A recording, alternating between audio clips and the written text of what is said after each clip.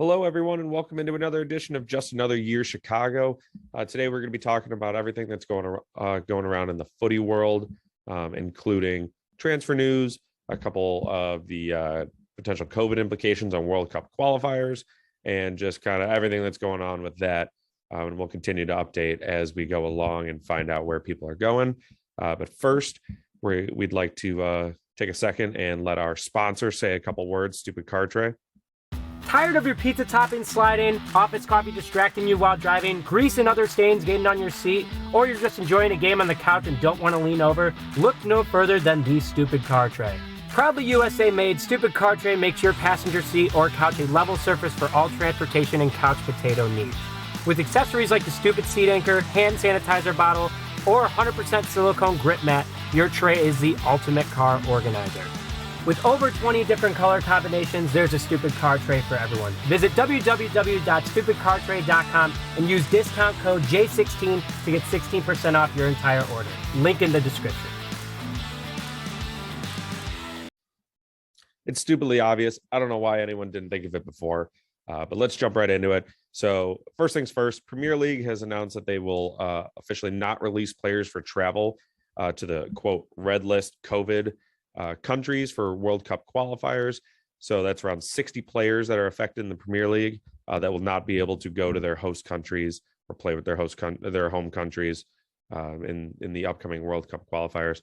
There's 26 countries on that list. 19 of the 20 Premier League teams have someone on their team that is affected by this. And I just got three notable players here. I'm just so you can kind of wrap your head around, get an idea of who these countries are going to be missing and why it is really important, and that it could be potentially seen as an issue with the World Cup coming up next year. Some of these teams kind of getting, arguably screwed out of a chance to qualify. So obviously there's, Mo Salah from Liverpool.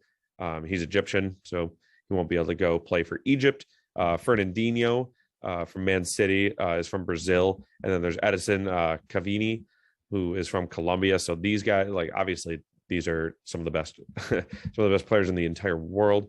They're not going to be able to play for their countries. And that is, it's not up to me, and it's not, it's obviously it's a decision way over my head. I'm not smart enough to comment on any of that and tell you what the right or wrong answer is. It's just interesting, obviously, in regards to football, to soccer. So we'll see where that goes, and we'll keep you updated if there's anything that changes. Let's get into more of the fun stuff, transfer news.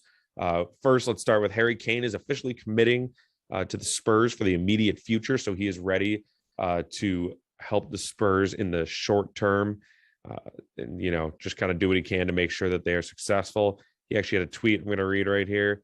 It said, "It was incredible to see the reception from the Spurs fans on Sunday and to read some of the messages of support I've had in the last few weeks. I will be staying at Tottenham this summer and will be 100% focused on helping the team achieve success. #Coys." So that's good news. Great news for Spurs. Not necessarily bad news for Manchester City. They'll be okay.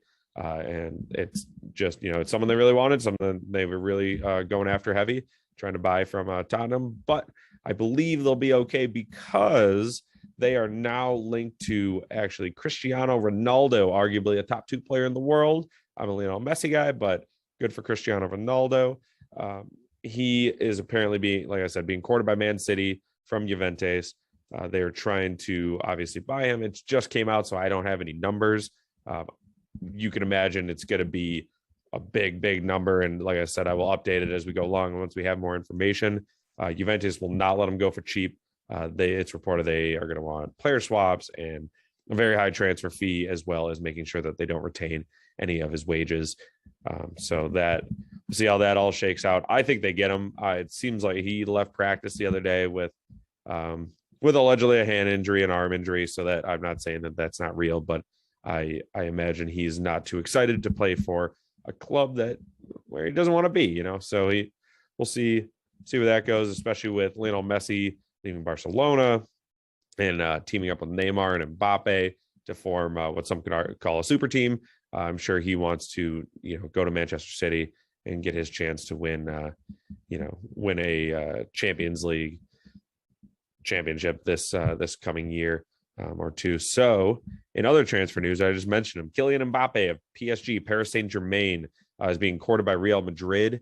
Apparently, the transfer offer out there being floated is was $186 million or 160 million euros, which was immediately rejected by PSG, basically saying, "Yeah, nice try. You're gonna. I don't know if you have to double it, but at least 1.5 times that."